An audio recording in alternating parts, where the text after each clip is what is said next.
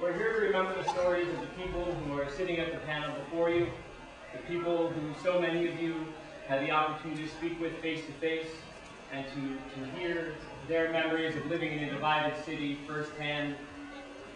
I had the good fortune of reading all of their thoughts and their feelings that were expressed in the interviews. And I'll be frank with you in that I was moved by so many of the stories that I heard. And it was a reminder for me, that helped me to remember that Berlin, the once divided city, is a city which is still trying to get its bearings. The people that we see as we walk up and down the street are people who saw things that it's hard to fathom. It's hard for me to imagine what the people who are sitting before you have seen. It's hard for me to imagine because I didn't grow up here. And it's hard, I imagine it's hard for you guys to imagine because you weren't born here. You didn't see it. And you could read about it in a textbook and in the readings that I give you, and I suppose that there's value to that. I take faith that there's value in reading about the experiences, but being able to hear the experiences firsthand and to recognize that the people in your community, whether they're instructors or parents or family, friends, they have stories that are meaningful and stories that you can learn a lot from as I have.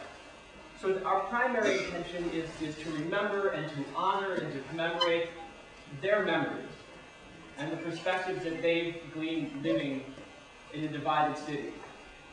But we're here for a second reason, and that's to celebrate. All of you have taken part in this collaborative effort to create a book, and it's good. It's actually really good.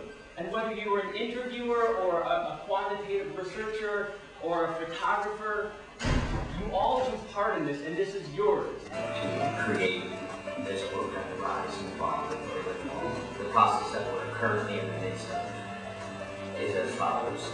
I never used to be like really down. I was like, oh, you know, I'm really wrong. And my friends were always like, oh, let's go out, Berlin's so awesome. I'd be like, no, not really. But then I took these pictures and I took my own little tours looking at, and I took these amazing pictures and I saw Berlin and it was totally cool. It's like awesome, and I'm always like, yeah, let's go out now. Me and my partner Anna were supposed to do basically whatever happened after the wall and the challenges that the people in Berlin face. So we learned a lot about what was going on, what troubles the people had, and how they overcame them, and how they're continuing to overcome them.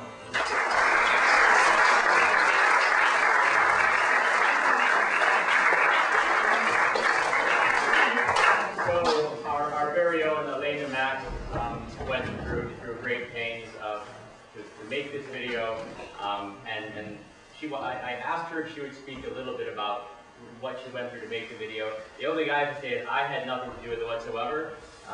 It was ideal. I said, Elena, make it, please. And that was the first and last version, and there was something that evolved organically, and it's really an amazing product. So we thank you for it, and please address them. Yes, I really enjoyed making this video, especially about the making, because I got to interview most of you, and that was really fun. And I also made another historical documentary called Just a Day. And at first, I was going to call it And the Walls Came Tumbling Down, and I had a really dramatic and loud beginning. And then I read a quote that said, and that was just the way Berlin was. It was just part of your life. And this kind of prompted me to change the tone of my video.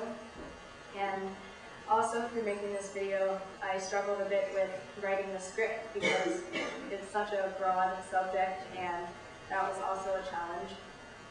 But I also wanted to try to get what really happened across well and not make it biased, and that's why also I really enjoyed reading some of the interviews, and I also implemented those in my video as well. And I learned a lot from it already. Even just watching it again here now, I could see that I've learned a lot through the process, and I enjoyed it.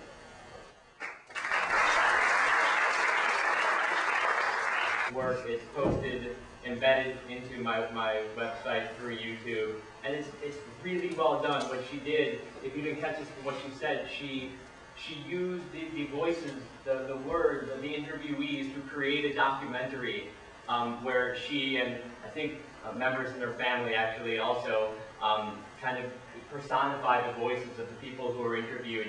It's genuinely worth watching, and I hope you guys have a chance to do so. Being a teacher in East Berlin was totally different because you always felt being watched. One grows accustomed to it. You don't notice it anymore because it's always there. Students are coming telling you, oh, my mother has been called, what you said about that and that in your last lesson. Parents talk to you, oh, my son has been interviewed about you and your teaching methods, about you and what we are doing in our free times together with the students. So you were kind of used to it. And you still made all the things you wanted to do with the children. And you taught them, or you tried to teach them thinking with their own brains. Not thinking what everybody wrote in a book or what everybody says or what TV says. You should have had a meeting with them to talk about the good things about socialism and bad things about capitalism. But in reality, the whole system was different. Once, that's what I told my interview, once my director came in, the Schulleiter, and she had obviously listened at the door about our discussion. So she just opened the door, came in and screamed at all of us. In what an unsocialist way we are talking, and especially she was a bit afraid to address me in front of the students, so she addressed the students, which was sitting there staring at her. She was saying what she wanted to say for 5 minutes, then she went out again. And the first thing my students said, you see then, this woman has listened, Horschen, Aushorchen, has spied on us. I had to trust their advice. Theoretically, I could have been arrested in a moment by someone pretending to be a would-be SKP but not being one. So the difficulty was really to see how to get these people out, and an open political attack on the system, I think at the time, was unimaginable. Frankly speaking, even in '89, when we did have them, it was hard to believe it was. Aber auch andere Dinge, eine Evangelisation in der Nähe unserer Schule, von Unveiling damals noch, hat mein Leben stark verändert.